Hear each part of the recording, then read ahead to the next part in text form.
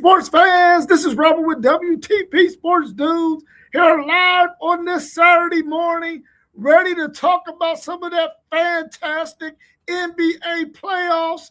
We also got some NFL news that's out there in the rumor mill, and let's talk a little bit of college football, some questions and answers. We got to get the thoughts of the men that are on the panel today. I'm here this morning with my man Post Game of the Post Game Sports. How you feeling, Post Game? Man, I feel wonderful, Rob, man. It's always a great time when we get together, and I'm ready to get it. Good morning, fellas. Morning, good morning. We also got our man, One Take Zaya, in the building with us. How you feeling, One Take? I'm good, man. It's good to see y'all this Saturday morning, man. It's cold out here, man. I don't know what they got going on. The weather need to crack, though, man.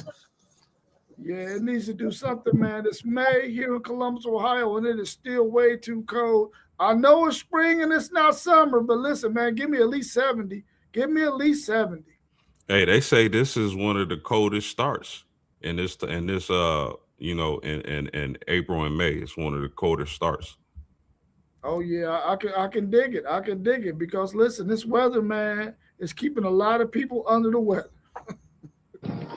Yeah, they got I'm up here at the pre-K event. It's up here at Fort Hayes. They can come up here, register, get their babies into pre-Ks and head starts. So, hopefully it's a good turnout because, people don't like the cold weather, bro. They really don't. Yeah, they don't like the cold weather, that's for sure. Let's get into some of this NBA action, man. We know that there's been some elimination games that took place. There's some games that's going into 7 games. And let's talk a little bit about these Denver Nuggets. What moves should the Denver Nuggets consider this offseason after being eliminated from the playoffs in the first round? Yeah, that's a good question, Rob. I don't really know if they can make too many moves to improve this roster. The core is there when you talk about Jokic, Murray, Christian Brown. I like those guys. That's a nice core to have. I don't know if it was just the fact that they ran into a team like Minnesota, which they should have beat Minnesota without the players that Minnesota had available. So I don't know, man. I don't know if it's coaching. I don't know. Like I said, I like their core.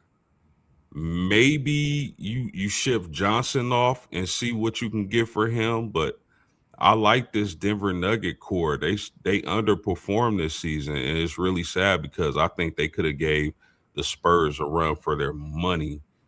Seeing as though how their roster is constructed. But that's a good question. I'm not sure what moves they can make.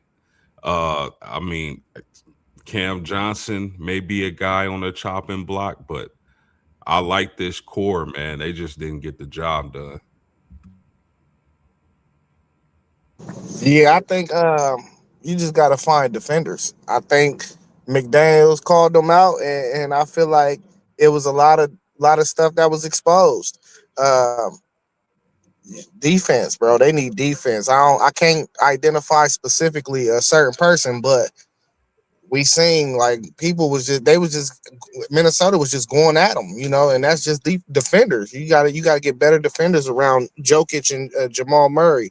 Um, and Post said Cam Johnson. I thought he was supposed to be a 3-and-D guy originally, so I don't know. Like I think they just probably really underperform. But it's a thing too, though. Matchups is a real thing, and the last few years, Denver has been struggling with Minnesota. So maybe it's just a bad matchup. But at the end of the day, if you want to be the top dog in the West, you got to be a well-rounded team like OKC and the Spurs ultimately to get to the goal. So, but definitely defenders. They need defenders. Yeah, now that you say that, I mean, I wouldn't mind seeing them put a guy who can, enforce the paint, block shots, rebound around Jokic. If they can find a guy like that, I think that would do tremendous for that team. Yeah, do y'all think they will consider getting rid of one of their better players to probably get a guy like that? I wouldn't. Not. I wouldn't. I like their nucleus. I like Jokic. I like Murray. The main problem is health, really, because Gordon wasn't there. If Gordon, I don't know what they can do to improve his health. Maybe go vegan. Who knows? Maybe change the training staff. Who knows? But if they had Gordon, I definitely think they would have been in a better position to win. They should have won the series. Yeah, What you think? I ain't got nothing to add to that. I think you hit it on the head right there. Yeah. So the Eastern Conference got three games that are going to game sevens.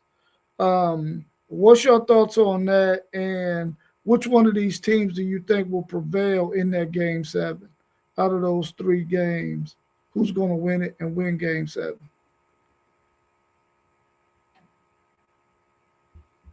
Yeah, Uh, go ahead. I'm going to take Boston.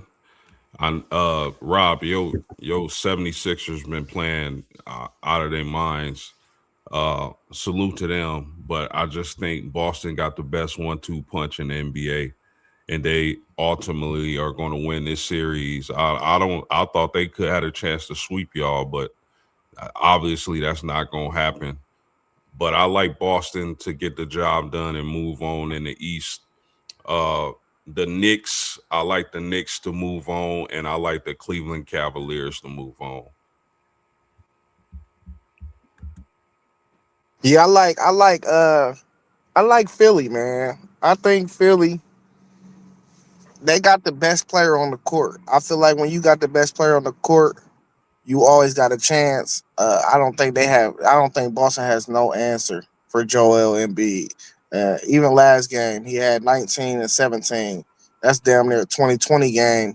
Uh, and Tyrese Maxey had an explosive game, but Joel Embiid is the key. So they just ain't got nobody for him, man. So I don't think Boston. If they ain't hitting their threes for real, and Derek White been playing terrible, you need them complementary players to play well. Now, I mean, Boston is Boston, though. They could turn around and have a good game and go crazy. But right now, I feel like Philly is going into this game ultra confident. I feel like they won that game without Embiid, and that really set them up to be in this position right now to even make this game seven. Because if they didn't get one of them games without Embiid, they wouldn't even be here right now. So, and then the Raptors, Cleveland. I'm going Raptors, man. Listen, Donovan Mitchell, he's the best two guard in the game, in my opinion. But it's something just not right with that team that don't sit right with me for that team for real. And I can't really put my hand on it. And I just think them young boys, they ain't got no answer. I don't know where Evan Mobley at. Why is Scotty Barnes out here looking like he's one of the better players in the NBA? Like, where's Evan Mobley at? We need to put an APB out on him on the defensive end because Scotty Barnes should not be doing what he's doing in this playoff series. And then who was the other matchup? Oh, Magic and the Pistons. Yeah, the Magic got their heart took from that. Going 1 for 20 in the fourth quarter. Yeah, I don't see no way. That was their chance right there to win that series. They blew it. It's over. Pistons gonna come back and ultimately they were down 3-1. Ultimately win this series. I got the Pistons in the other game.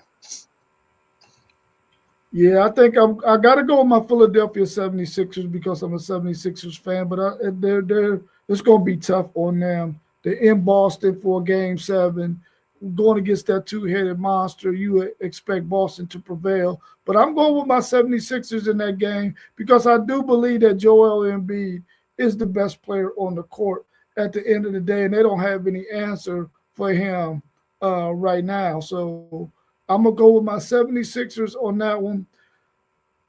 Cleveland, man, I think Cleveland's best chance to go ahead and end this series was yesterday, and they did not do it.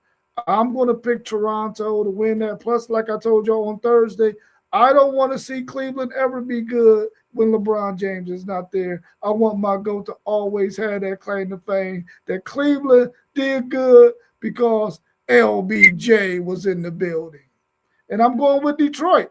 I feel like Orlando, you blew it, man. You had an opportunity to seal the deal early in this series, and you did not do it. You allowed the Detroit Pistons, who has really been one of the best teams in the league all season behind OKC, that you allowed them back in it. So I think they're going to end your dreams here in game 7. So I'm taking Detroit, I'm taking Toronto, and I'm taking the Philadelphia 76ers. Our man SEC Sean got Boston, Cleveland, and Detroit. What's happening, SEC Sean? Good to see you in the chat with us today. We waiting to see you on screen too, brother. Let's look at our next question. The Los Angeles Lakers eliminated the Houston Rockets yesterday. They will face OKC now. How do you think the Lakers will fare against OKC? Yeah, this is a tough matchup for the Lakers. I think this is a very bad matchup for the Lakers for the simple point that OKC is probably the deepest team in the NBA, and they can throw so many different defenders. Even if they had a Luka Doncic, they could throw so many different defenders at them. Their pace of play, their depth.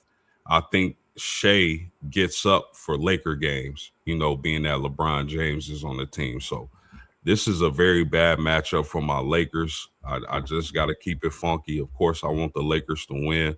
I want the Lakers to win the championship. I don't think that's going to happen. I think OKC is going to blow the doors off of the Lakers. I can see them sweeping or gentlemen sweeping. Yeah, man, we getting swept. I mean, all the writing is on the wall. I don't even think we had one game in the regular season where it was kind of a close game, but really they beat us by like 30, 40 points every game we played them this year. So I just don't see it, especially not being at full strength. Even at full strength, I didn't like our chances. So it's sweet. Gentlemen sweet, like post game said.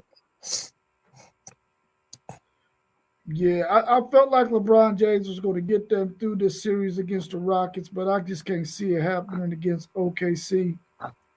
Like you both said, they're way too deep. They're really a problem for the Lakers, especially without Luka. Is there any chance that Luka will be back? Is there no chance of that? No, it's a chance. It's a chance he could play. He not gonna start the series though. I think he's already ruled out for game 1. Yeah, maybe with Luka they could possibly take this game to 6, but I think it'll probably be a gentleman's sweep as well. Let's turn our attentions to the NFL. And I don't know if y'all been paying attention to some of the free agents who didn't get drafted this past draft, but a lot of the free agents, instead of getting 1 and 2 year contracts, they've been getting 3-year contracts. Do you think this is a good method for the players or a good method for the owners to have a guy locked up for 3 years who may end up making your team?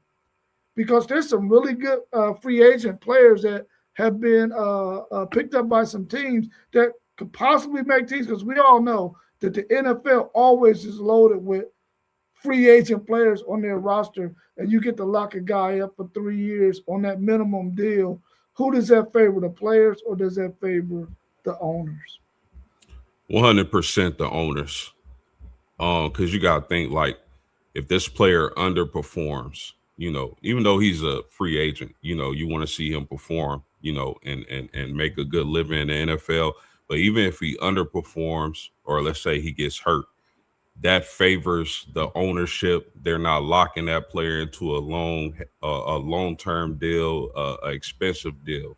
So at the end of the day, it's good to get signed as a free agent, get your chance to shine, and hopefully they make something of that chance to shine. But all in all, it favors the ownership. Yeah, these NFL contracts get complex too, though.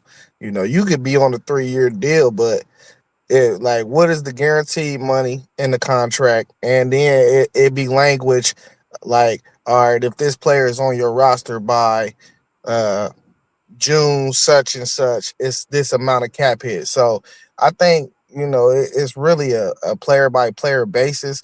But we already know if these NFL teams is signing dudes, they gonna make sure it benefit them more than it's gonna benefit the player, especially if it's not a guy that's like gonna absolutely just change the outcome of your team. So we already know how the business side and sports work, man. These owners are looking out for themselves. Yeah, I agree with you both on that. It's definitely going to benefit the owners. I know as a player, you probably are thinking to yourself, "Oh man, I at least got me a 3 year contract over a 2 year contract." But the reality is, you can still get cut and not make the team. So that 3 year contract is out the window if you don't make that team. Now, if you do make the team, you got an opportunity to maybe do something in year 1 and 2 to maybe sway those owners and say, "Listen, I got to get this guy on a real contract and not this free agent contract." So it could possibly work both ways, but in most situations, once they got you locked into a contract, that's what they want you to have to live out, and that benefits the owners in almost all situations. What do y'all think about this situation with Lamar Jackson possibly playing in Baltimore, maybe one more season and that be it? Do you think that's a good move for Baltimore? And do you think there's some teams out there who need a quarterback possibly next year that could be licking their chops that the Baltimore Ravens might be trying to part ways with Lamar Jackson?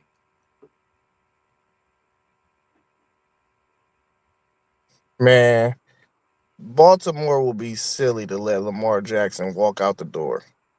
Hey, quarterbacks do not grow on trees. You think you could just go out there and find a guy to replace a guy like that, but it's not that easy, bro. So if Lamar want to leave, I mean that's on him. But if that's a decision that's made because of the organization want to go on a different route, I wouldn't agree with it. Yeah, I agree with that. I think it would be silly to even think of letting Lamar Jackson get out the door. I mean, it would be a one thing if Lamar Jackson was just a running guy, but Lamar Jackson can actually throw the ball and make throws in the passing game down the field. We'll see how the new coaching staff affects this team. I think they've been just like right there the last few years, outside of last year. You get their star receiver coming out and saying we were practicing in pads every single day of the week. That's a terrible formula for success when you get to the NFL and that level and the physicality of the game. It's no wonder why that whole team was banged up all the time, especially on defense. So I don't think they're going to let Lamar Jackson get out the door. I think he still has at least 3, 4, really good prime years left. Probably won't see him run as much as he used to do, but he definitely, like I said, can make some plays in the passing game. So I'm looking forward to seeing this new coaching staff and how it affects the Baltimore Ravens, and if they can still compete for an NFL title, because that's the ultimate goal, right? That's all Lamar Jackson has left to do is get that NFL championship. Yeah, I think it would be a bad move to get rid of Lamar Jackson as well. Let's look at this statement by our man Mick Swagger 4K. He said it seems like NFL owners do whatever to keep control and not let it be a players' league like the NBA and Major League Baseball. What are your thoughts on that statement he just made? Does that hold true? 100%. I mean, they're the owners, the NFL owners. That whole machine is never going to let it be a players' league. It's the NFL. I remember always hearing the NFL owns a day of the week. Nowadays, it seems like they own a few days of the week, and they venturing over overseas and trying to get buzz there. But the NFL is too much money in the NFL. They're never going to let it be a players' league. Yeah, I agree. Uh, I at one point I kind of felt like we was itching over to it being a little more pro player with these guaranteed contracts. Deshaun Watson guy, he was the first one to jump it off, but Nah, they know how to reel it back in. I know the whole league was mad at the Browns owner though when that contract came out. They was like, "What are you doing?" You know, because owners do not the majority body they don't want to see that type of stuff because they want to cut ties with you as soon as they can, as soon as you ain't performing. You know, that's all a part of their control. So being able to cut ties with you whenever they feel like it's time to go in another direction. So guaranteed money is not that's not on the docket. You feel me? They hate them guaranteed contracts. That's when you start really getting player empowerment right there when them dollars become guaranteed. Because football is a physical sport. You know, you can go out there one Sunday and it might be your last Sunday. You know, so I agree with his statement though. Yeah, I mean, I understand how capitalism works, man, and I know that you want to make as much money as possible. But at the end of the day, you would think that at some point the owners would say to themselves, listen, we got all of these fantastic players in the NFL. We got the best league in terms of attendance, in terms of viewership, because of the players. And you would think that they would concede a little bit and allow the Players Association or whatnot to be able to, get some more guaranteed contracts, much like we've seen in the NBA and Major League Baseball. And it's sort of sad that they haven't done that yet, man. And it really is not cool at all, man. So I hope that eventually these players understand the kind of power that they do have and sort of start fighting for a little bit more because they definitely deserve a little bit more. But I agree with uh, Mick Swagger, uh, 4K's statement as well. But Thanks to like our you, man Level Up Sports 10 for the $2 super chat. We appreciate you, and we love you too, bro.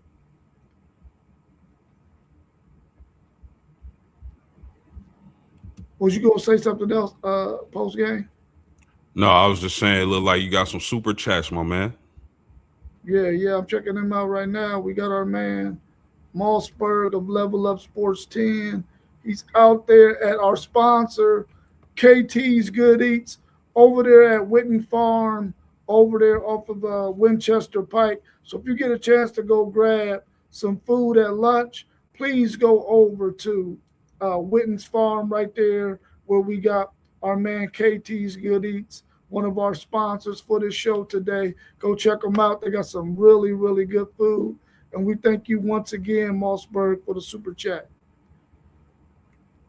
And he's also plugging because he's over there working today. That address is 3341 Winchester Pike. Go over there and get you some KT's Good Eats. My man Kevin Bird, him and his wife, man, they got one fantastic food truck. So go check them out. Let's turn our attention some more to this NFL action, man. What do y'all think about? Um, we got some teams out there in the NFL who possibly could be tanking because of next year's crop of quarterbacks that are coming in. Do you think that is a real thing that might happen this next upcoming NFL season? I mean, yeah and no. I think, like for instance, I think Pittsburgh.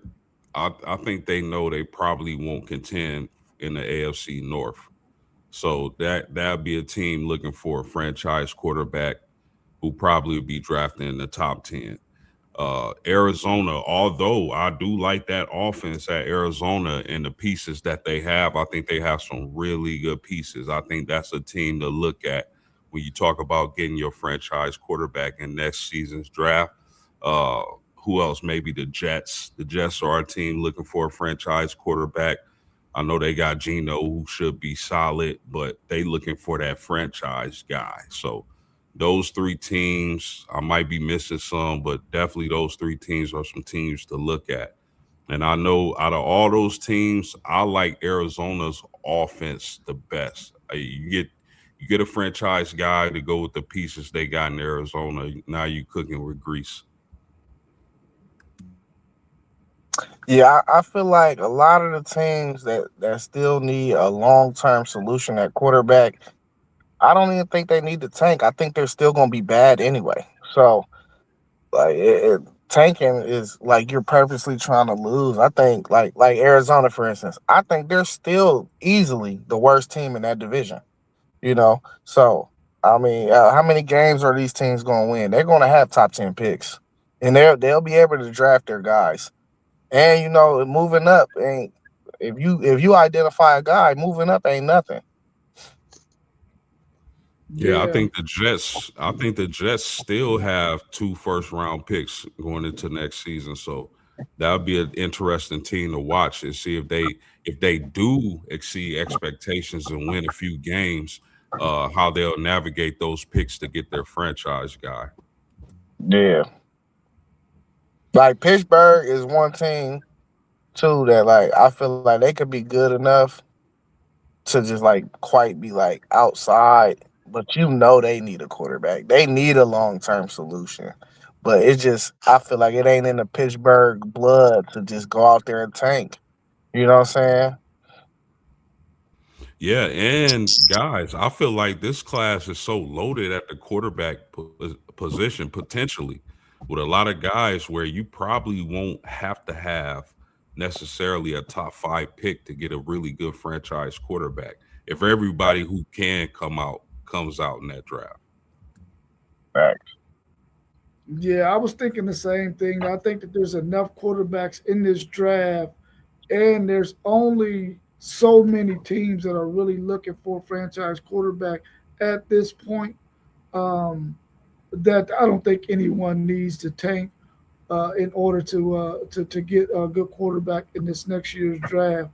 So I don't think there will be anybody tanking. They're like one take Zaya said, they're just going to be horrible anyway because they really just don't have all the pieces yet, and really probably a quarterback away from winning 8, 9, 10 games in the season.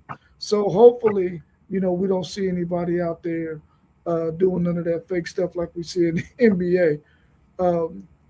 Let's turn our attentions to Hold on. Let me say this too, Rob. You yeah. know, and we got to be careful, man. We think this is going to be a deep draft all the way here now in May, but we seen about 4 or 5 dudes that was in this draft this upcoming year that was supposed to be first or second round guys that fell and didn't perform. So we could possibly see that too next year. We don't know yet. You know what I mean? Like Klubnik, Nussmeyer, these dudes, Drew Aller, all these dudes was projected to be high round picks. So we got to see how some of these dudes perform and if they progressing too. Yeah, that is definitely a fact. We got to definitely let them games be played to see how well those players perform in those games, and even see if they even warrant a high draft pick. They might end up playing themselves into a third, fourth round selection. Which I mean, I guess if a team can get somebody there and they can develop them, that might be a good spot to get them, and you don't have to pay a quarterback a whole lot of money. Yeah, that's Let's true. turn our attentions to some college football things that are out there. And I know we talked a couple of days ago about this 5 year rule and five years to play five, and they haven't made it retroactive. But those players that the NCAA did not grant another year, could they possibly come back later on before the season starts or during the season and say, listen, we didn't grant this person a 6 year.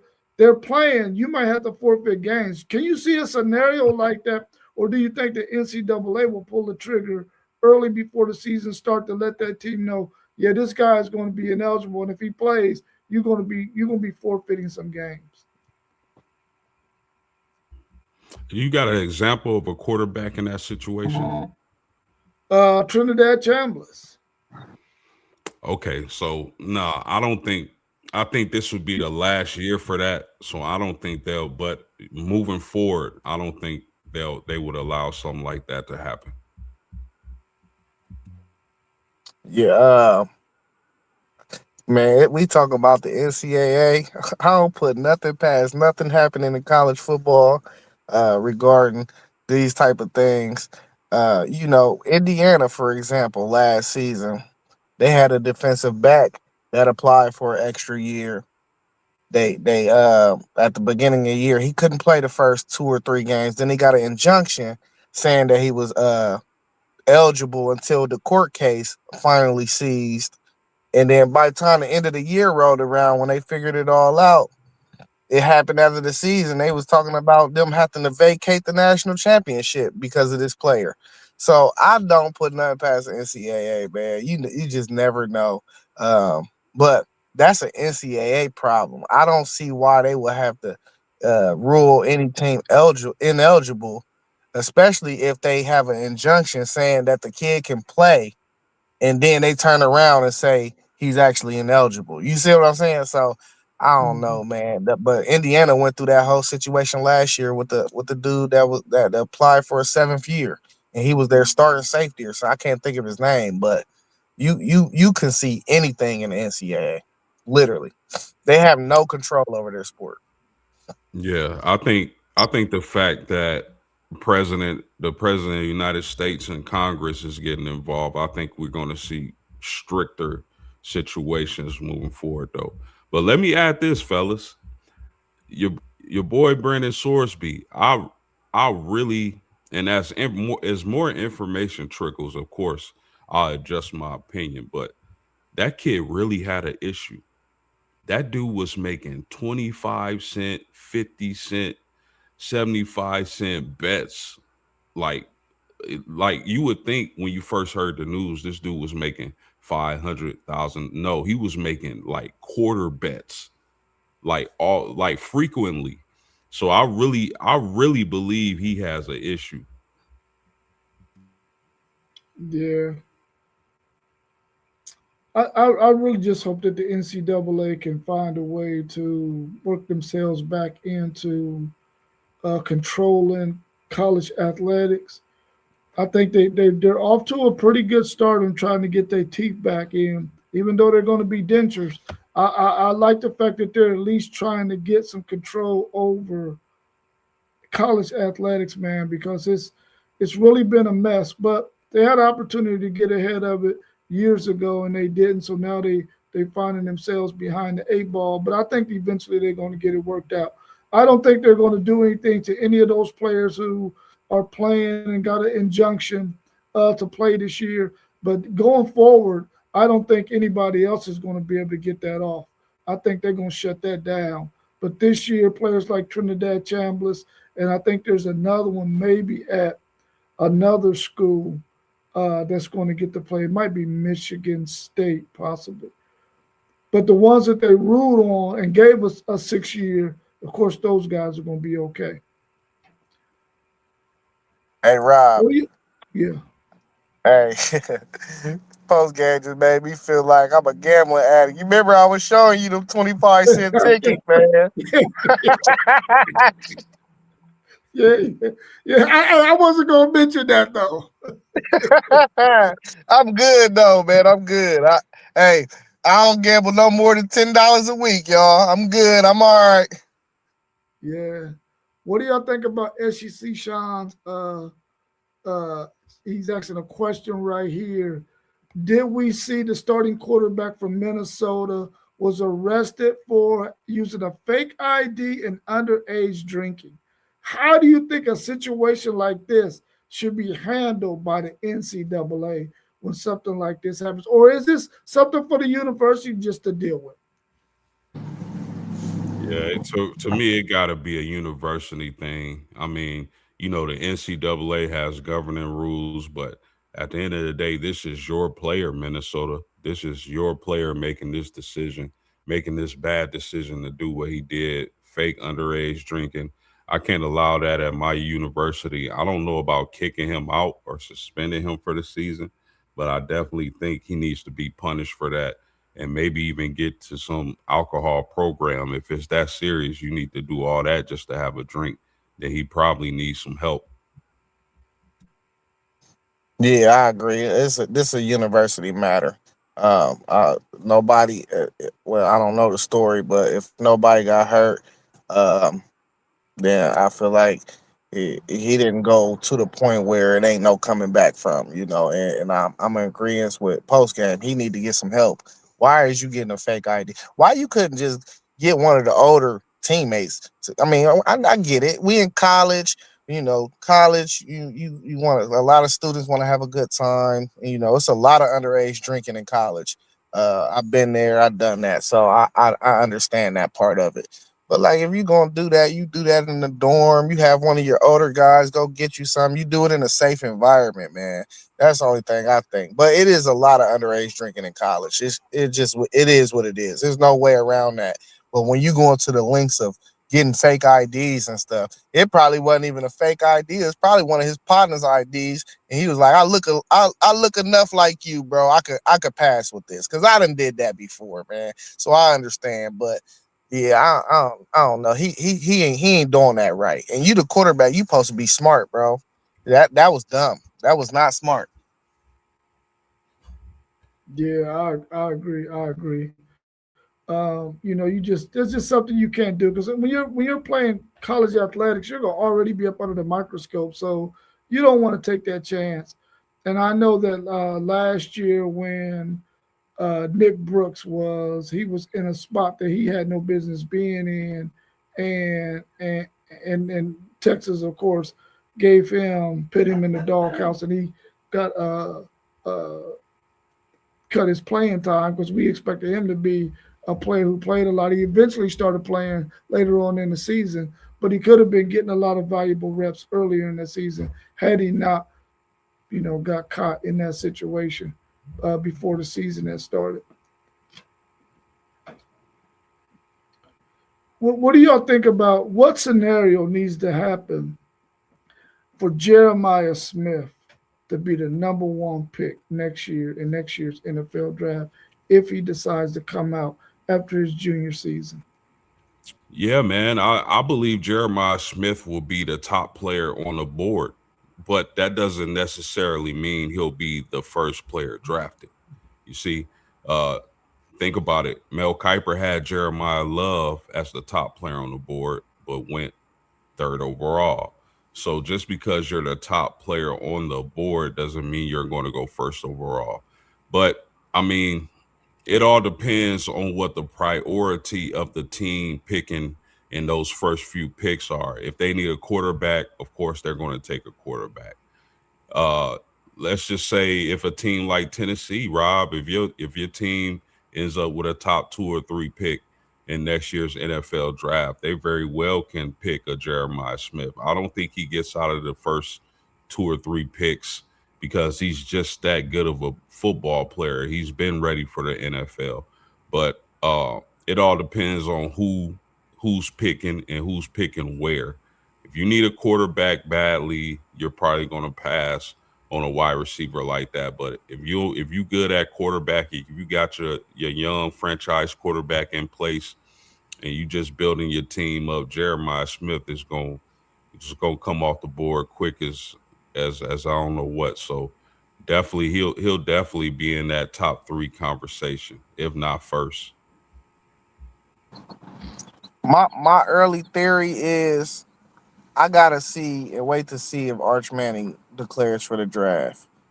If Manning is on the board, I don't think nobody's gonna pass up on a Manning as the number one pick.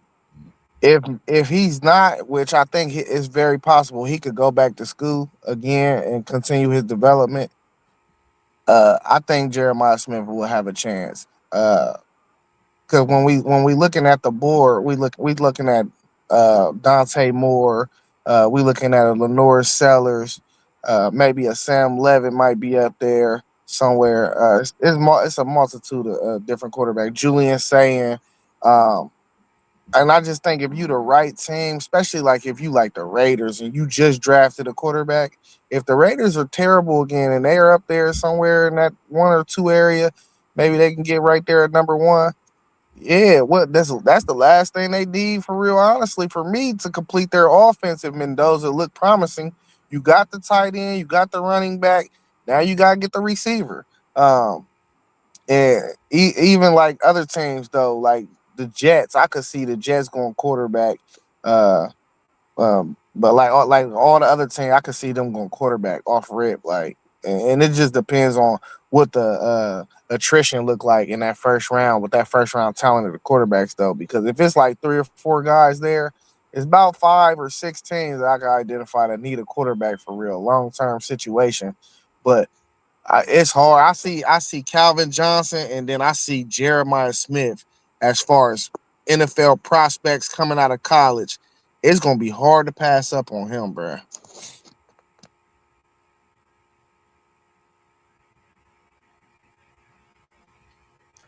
Yeah, I mean, in my opinion, I think that if the right team is right there, they're going to pick him at number one, especially if they already got their quarterback.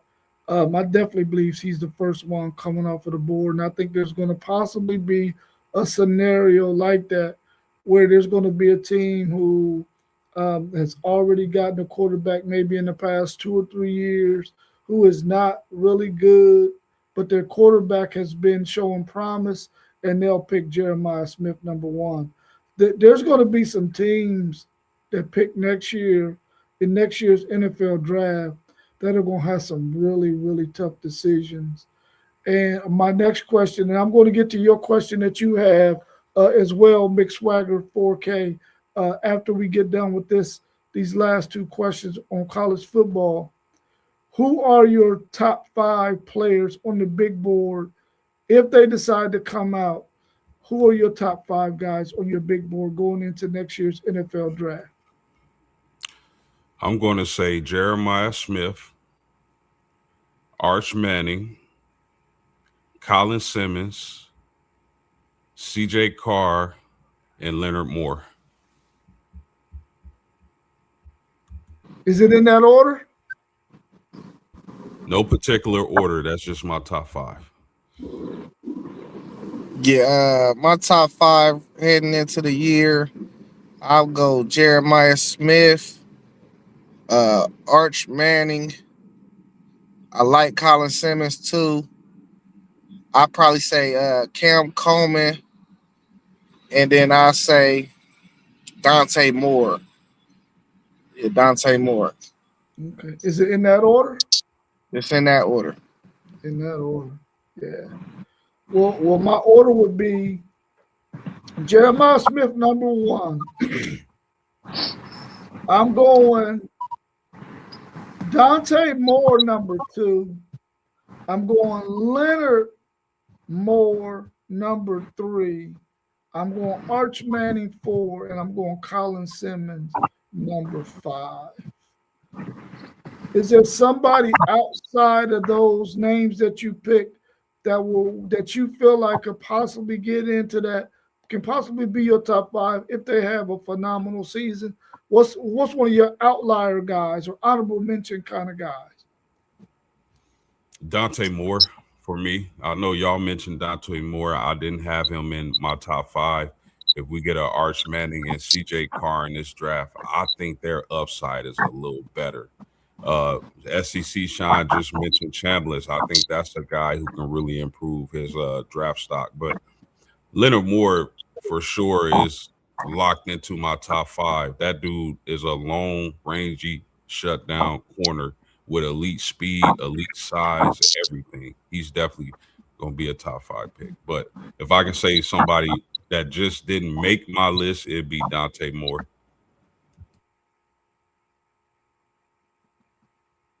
Yeah, it's a lot of players out there. I might go with how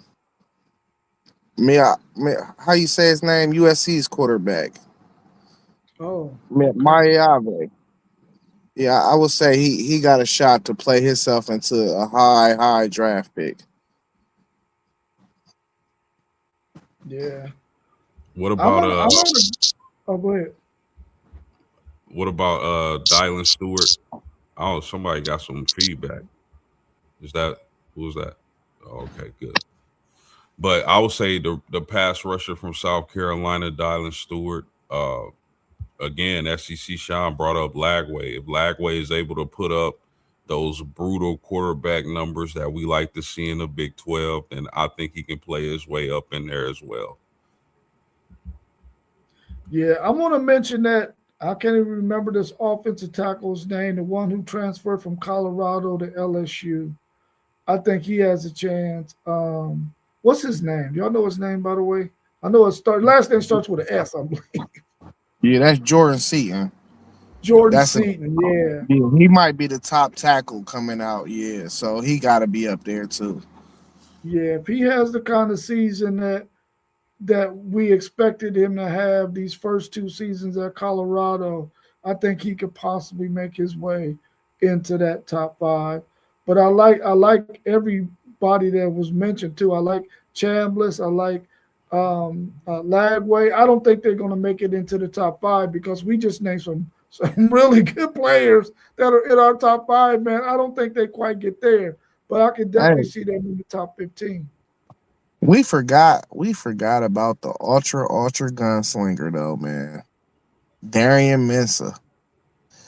Darian Mensah might Yeah. be the best quarterback prospect for real to come out for real. Yeah, it's very very possible. It's very very possible. I'm trying to find that question from. Okay, there you go. Mick Swagger, 4K. He says, should all leagues prioritize players' well-being more, or is it only so much they can do? Man, listen, I think, especially in the NFL, I think they could, if you make it to the NFL and have a long career, even if you make it to the NFL, they should take care of you. Period. It's only so many people who get to make it to that level of competition. And these players make y'all millions and billions and trillions of dollars. It's not gonna hurt y'all none to make sure they 100% straight for the duration of their career and after they get done playing. So that's a great statement, and I agree with that. I absolutely think they should take any league should take care of their players. Yeah, we already know the NFL's bad. You playing a violent sports, and after your last game, you got 5 years of health care. That's absolutely unacceptable. What's the quarterback that came back last year? The old cat, Now Rivers. right? Rivers. Rivers' wife made him take that contract. She was like, "You better go get that insurance, bruh. Oh, you know what I mean? You go get that insurance. We got 5 more years." So I know for sure, definitely the NBA. Now that I mean the NFL, but the NBA, I think the NBA does a solid job, man. You know they got the account where they put the money into the pension. That's why Sebastian Telfair went to jail because he did some fraud stuff and went into the pension and took the money out. But it's supposed to be for after you turn a certain age, you get that money, and he wasn't supposed to touch that money. I don't know how they was able to even get into the account to touch the money, but I think the NBA does a solid job. I ain't got too much information about baseball, the MLB and NHL, and even the WNBA, but just from NFL NBA standpoint, the NFL definitely be slacking on that, bro. Well, real quick, Rob, if you don't mind, it's a player that wasn't mentioned that I know a lot of us was high on last year. Nobody think Lenore Sellers can play his way up in there? I mean, I think he has all the physical tools to be able to do so. I just don't know if he has the team around him to be able to make that happen. But he's definitely a talent, and I think that you'll probably have, and like I said a couple of times on a couple of different shows, the last 2 or 3 years, the NFL draft has, especially in the first maybe 3 rounds, have had some really freaking talented college football players, man. And I think that you got a lot of NFL teams out there who probably recognize Lenore Seller's skill set and his talent and probably would love to have him fall to them in the second and third, possibly even the fourth round. So I think he could do that. But I'm quite sure because there's so many talented football players coming out in these last few drafts, and especially this one coming up, they would love to see a Lenore Sellers probably not have as good a season so that he can fall down there so they can get him later on at a much better price. Um, but man, I think he could really do it if the players step up for him like they need to, and they can have a really good season. I think he could play his way up into definitely this early second round. Yeah, I don't know because I'm a big tape guy. I just think when you had a year of bad tape like he did this year, yeah, he gonna have by the time it's all said and done, he gonna have 3 years of film on him. But like, would you think his film over the 3 year stretch is gonna be better than Dante Moore or Arch Manning or even Julian Sand? I mean I think he might, if he have a solid year, he gonna go in the first round, maybe second round at the latest. But I don't see no way. Even Trinidad Chambers, if Chambers ball out how he was balling out, I don't see no reason why program would probably take him over them. Just because he's just not a refined enough passer for me.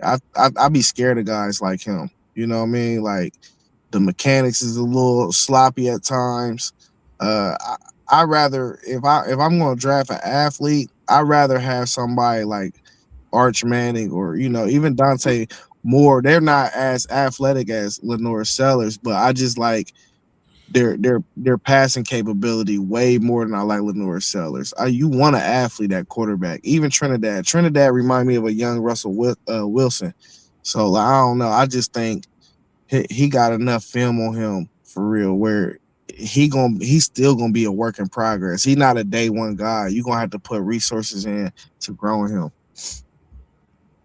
Yeah, 100%. But I will say, fellas, if he gets to that NFL combine and puts up crazy numbers, similar to what Anthony Richardson did, somebody could fall in love with him and take him in the first. I wouldn't take him over those guys that were mentioned, but definitely somebody can trade into that first round and take it if he puts up mind blowing numbers. You know, the NFL love doing that. Yeah. SEC Sean said that there's a sleeper quarterback to watch for next season, and that's Kamario Taylor from Mississippi State. We got to see him in that bowl game, and he really is nice. Is there some other quarterbacks out there? Because we're talking about all these guys who are going to be juniors. Is there anybody that we know is going to be playing in their first season at quarterback that might be a sleeper this season that might be taking a back seat to those big name guys that we just named here earlier?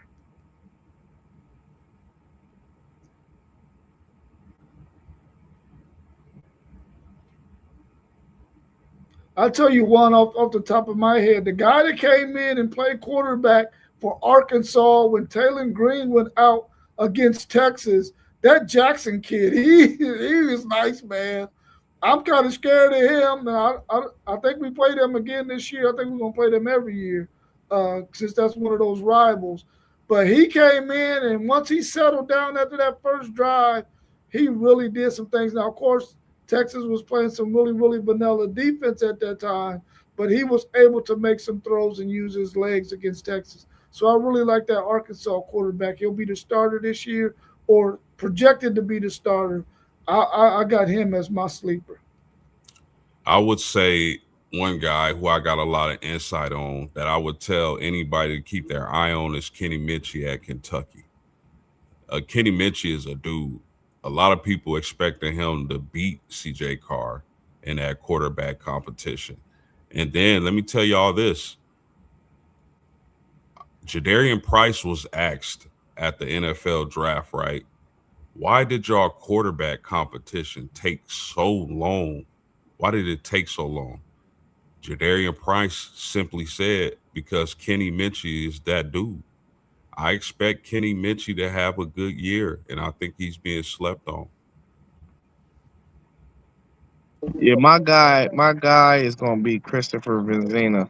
He's a guy that I seen, one game out of him, and I was like, maybe we don't know his name, but maybe Clemson did have another quarterback on the roster. And Dabo, he's pro. He's like a coach's player because he a loyal guy. He don't want to go to the portal and get nothing. He done hit the portal recently, but he still don't like going into the portal unless he absolutely have to. So I think Christopher Benzina for Clemson, I think he gonna have a good year. Yeah. SEC Sean also said Keelan Russell at Alabama is going to be another one that he thinks is going to be tough. Let me ask y'all this: out of the teams that y'all going to play this next season and the quarterbacks that y'all got in y'all's league, of course we know that Notre Dame is independent, but the teams that they're going to play and the teams that are in some of these, the quarterbacks that are in some of these leagues, how is that the first thing you look at when you say, "Oh man, my team is playing this team"? Is the quarterback position the first position you look at in terms of whether or not you think y'all can win that game or not?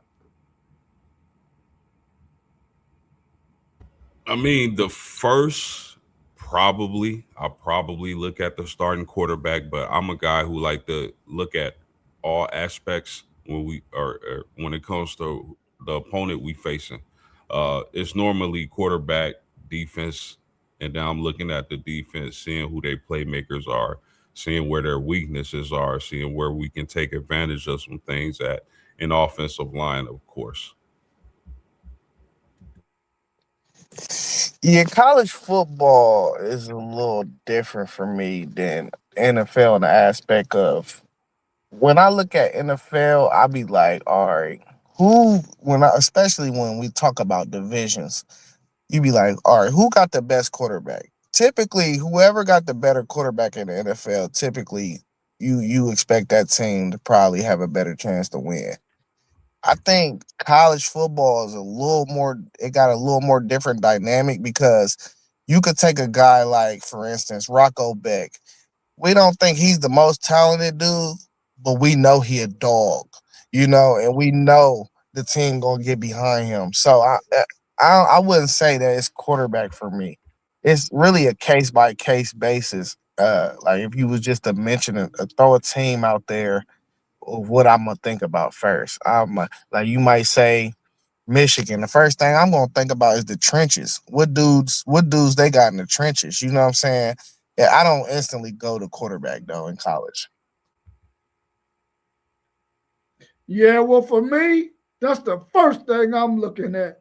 What can their quarterback do to cause issues for my defense?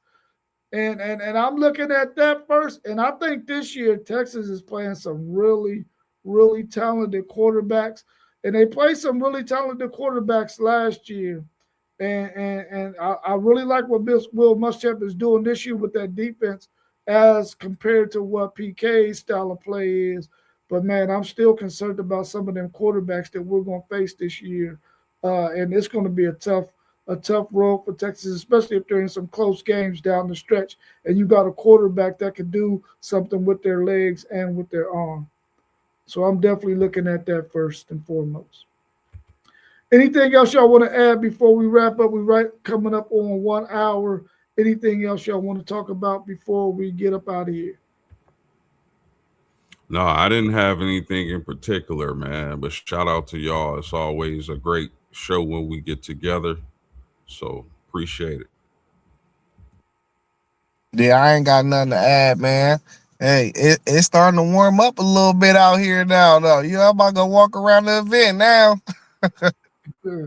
Cool, cool, cool. Well, let's get one last shout out to KT's Good Eats, our sponsor. They're out there today with their food truck out at Witten's Farm, 3341 Winchester Pike.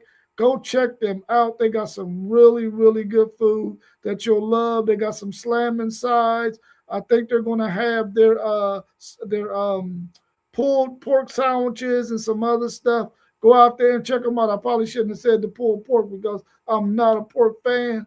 But anyway, go check out my man Kevin Bird and his wife at their food truck. They got some really, really, really good food. And also, while you're there, go check out Witten's Farms Market. They got a market there where they got baked goods, they got drinks, they got all kinds of stuff. So go check out both of those places. You get a twofer for one. If you go by there today, go check them out. All right, y'all, have a good rest of y'all Saturday. We appreciate everybody for tuning in. Make sure that when you go rewatch this, check out all of our channels, subscribing across the bottom. We all have our own individual channels that we want you to support as well. So go check us out there, and also go to our website at WTPSportsDudes.com and check us out on Spotify and on Patreon at WTP Sports Dudes 2026. All right, y'all, enjoy the rest of y'all Saturday. And as usual, we are out. Peace.